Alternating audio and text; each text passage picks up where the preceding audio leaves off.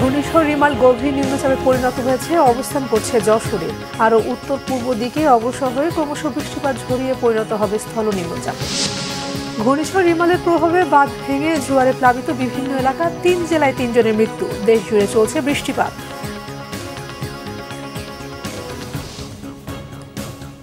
দেখছিলেন বিআরবি কেবল সংবাদ শিরোনাম, এবারে বিস্তারিত খবর। প্রবল ঘূর্ণিঝড় রিমাল খুলনার কয়রা থেকে উত্তর দিকে অগ্রসর ও দুর্বল হয়ে স্থলে গভীর নিম্নচাপ হিসেবে এখন যশোর ও সংলগ্ন এলাকায় অবস্থান করছে।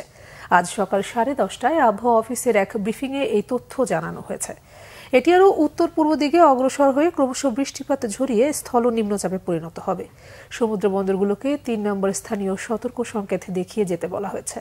উত্তর বঙ্গোপসাগরে অবস্থানরত মাছ ধরার নৌকা ও ট্রলার সমূহকে আগামীকাল সকাল পর্যন্ত নিরাপদ আশ্রয়ে থাকতে এবং সাবধানে চলাচল করতে বলা হয়েছে।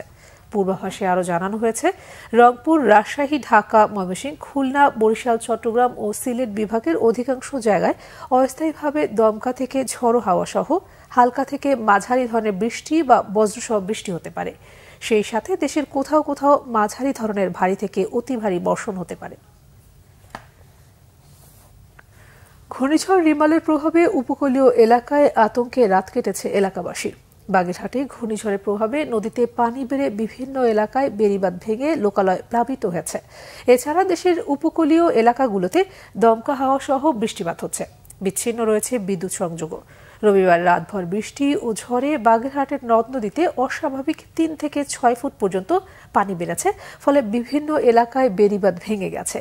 লোকালয় প্লাবিত হয়ে পানিবন্দী কয়েক হাজার পরিবার।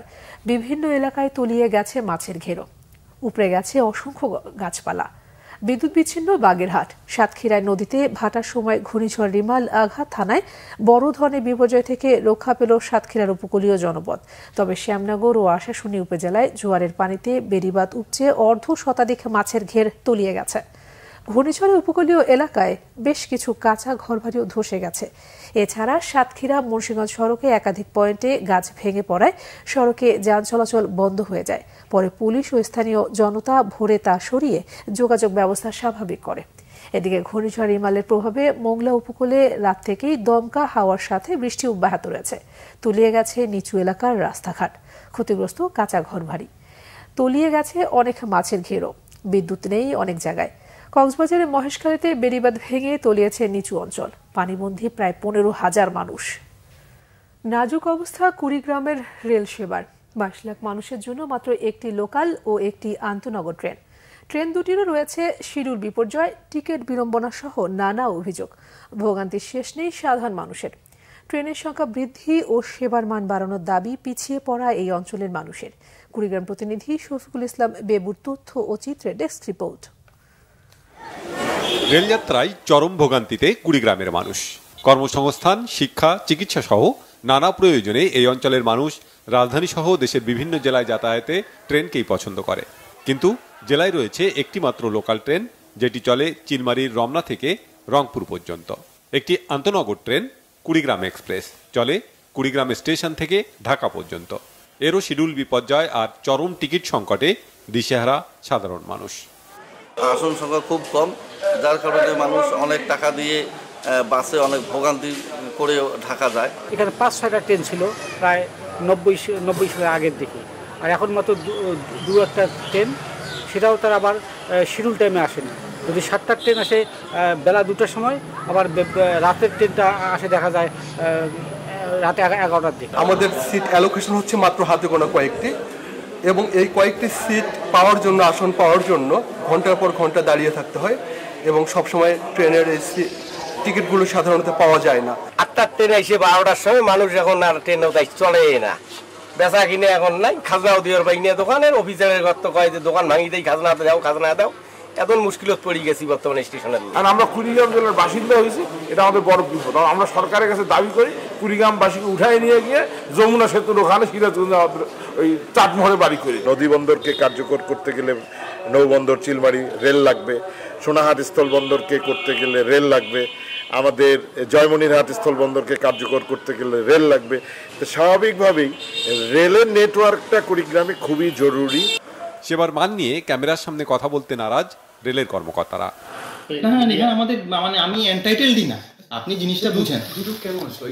না আমি এন্টাইটেল কথা বলবেন, তো আপনারা দেখতে দুদকের সাথে পঞ্চগড়ে আন্তনগর 5টি সহ মোট 6টি, লালমনিরহাটে 4টি আন্তনগর সহ ডেমু, লোকাল ও কমিউটার মিলে 8টি ট্রেন চলাচল করে। এছাড়া নীলফামারীতে 8টি, রংপুরে মোট 10টি ও দিনাজপুরে ওই একই সংখ্যক ট্রেন চলাচল করে। কিন্তু কুড়িগ্রামের চিত্র একেবারেই ভিন্ন। জেলার আর্থসামাজিক উন্নয়নে দ্রুত রেলের সংখ্যা বাড়ানোর দাবি পিছিয়ে পড়া এ অঞ্চলের মানুষের। Bangla vision news desk. এবারে খেলার খবর। IPL T20 Indian premier league 2024-এ চ্যাম্পিয়ন হয়েছে শাহরুখ খান, জুহি চাওলার কলকাতা নাইট রাইডার্স। চেন্নাইয়ে একপেশে ফাইনালে নাইট রাইডার্সের দাপুটে পারফরমেন্সের বিপক্ষে দাঁড়াতেই পারেনি হায়দ্রাবাদ। সানরাইজার্সকে 113 রানে বেঁধে 57 বল হাতে রেখে জয় নিশ্চিত করেছে কলকাতা। IPL-এ এটি কলকাতার তৃতীয় শিরোপা। IPL ইতিহাসে সবচেয়ে দামি তারকা মিচেল স্টার্ক ফাইনালে প্রমাণ করলেন কেন এবার 24 কোটি রুপিতে তাকে কিনেছে কলকাতা। তার বোলিং তোপেই ফাইনালে 21 রানের 3 উইকেট হারিয়ে শুরুতেই বিপর্যয়ে পড়ে যায় সানরাইজ। সেখান থেকে আর ঘুরে দাঁড়াতে পারেনি হায়দ্রাবাদ। অথচ এই আসরেই ম্যাচের পর ম্যাচে রানের বন্যা বইয়ে দিয়েছেন সানরাইজ ব্যাটাররা। কিন্তু ফাইনালে মিচেল স্টার্ক, আন্দ্রে রাসেল ও হার্ষিথ রানাদের বোলিংয়ের তোপে 62 রান 5 উইকেটে হারানোর পর আর ম্যাচে ফিরতে পারেনি সানরাইজ। 9 বল আগে 113 রানে গুটিয়ে যায় টিম হেড হেনরিক ক্লাসেন্সরা। দলের পক্ষে অ্যাডেন মার্করা 20 এবং অধিনায়ক প্যাট কমিন্স করেছেন 24 রান। নাইট রাইডার্সের বোলিংয়ে রাসেল 19 রানে 3টি, স্টার্ক 14 রানে 2টি এবং রানা 24 রানে নিয়েছেন 2টি উইকেট। জবাবে সহজ টার্গেট তাড়া করতে নেমে 63 বলেই জয় নিশ্চিত করেছেন কলকাতা। সুনীল নারায়ণ 6 রানে ফিরে গেলেও আফগান ক্রিকেটার রহমতুল্লাহ গুরবাজের 39 এবং ভেঙ্কটেশ আয়ারের 26 বলে অপরাজিত 52 রানের তাণ্ডবে শিরোপার উৎসব শুরু শাহরুখ খানের দলের। এই ছিল এখনকার মতো। পরে সংবাদ বেলা 2টার আগে 1টায় রয়েছে নিউজ টপ 10 দেখার আমন্ত্রণ রইল। এছাড়া বাংলা ভিশন সংবাদ এবং সংবাদ সংশ্লিষ্ট অনুষ্ঠান দেখতে ভিজিট করুন www.bvnews24.com ও facebook.com/banglavisionnews এবং সাবস্ক্রাইব করুন youtube.com/banglavisionnews। ধন্যবাদ সবাইকে।